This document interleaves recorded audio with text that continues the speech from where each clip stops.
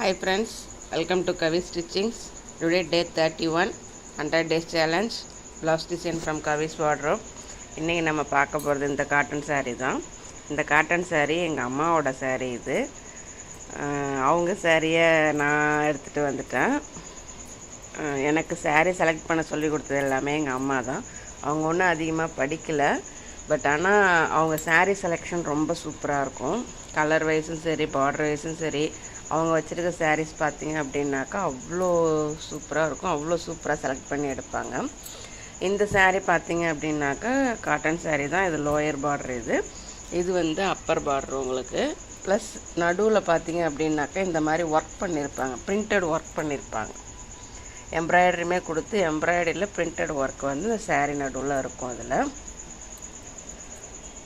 பாருங்கள், தெரியுதுங்களா? Cotton saree தான் இது, பட் ஆனால் எம்ப்ராய்டரி வித் பிரிண்டட் ஒர்க்கில் இந்த sarees இருக்கும். முந்தி பார்த்தீங்க அப்படின்னாக்கா இதுதான் உங்களுக்கு முந்தி வரும். இது என்ன கலர்னு சொல்கிறது, ஒரு கிருஷ்ணன் கலர் இல்லை கிரே கலர்னு சொல்லுவோம் அந்த முந்தி. அதுலேயுமே ஸ்டோன் ஒர்க் கொடுத்துருப்பாங்க. பாருங்க, தெரியுதுங்களா? இது நார்மல் காட்டன் சாரியாக இருந்தாலும் இதனுடைய லுக்கு வந்து ஒரு ஃபங்க்ஷனுக்கு கட்டுற மாதிரியே இருக்கும்.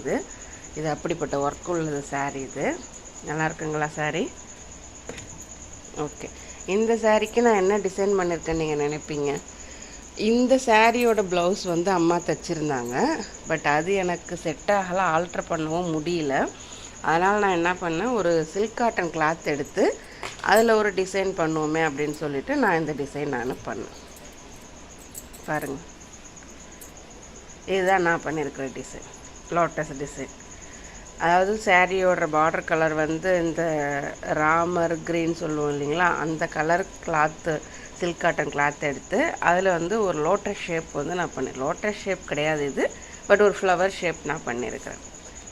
பாட் நெக் வச்சு இந்த பெட்டல்ஸ் கொடுத்து இந்த ஃப்ளவர் ஷேப் நான் பண்ணியிருக்கேன். சேம் அதே தான் நான் ஹேண்ட்லேயும் பண்ணியிருக்கிறேன். பாருங்கள், அதே மாதிரி அந்த ஃப்ளவர் பெட்டல்ஸ் கொடுத்துட்டு நடுவில் வந்து ஒரு பேட்ச் ஒன்று கொடுத்து அதை கம்ப்ளீட் பண்ணியிருக்கிறேன். இங்கேயுமே பாருங்கள், அதே பெட்டல்ஸ் கொடுத்து நடுவில் ஒரு பேட்ச் ஒன்று கொடுத்து அது ஒரு அன்ஃபினிஷ்டாக அது இல்லாமல் கம்ப்ளீட் பண்ணுற மாதிரி பேட்ச் ஒர்க் கொடுத்தது. ஃப்ரண்ட் நெக் எம்டியாக விடமான்னு சொல்லிட்டு இந்த பேட்சை வந்து இதில் அட்டாச் பண்ணியிருக்கிறேன்.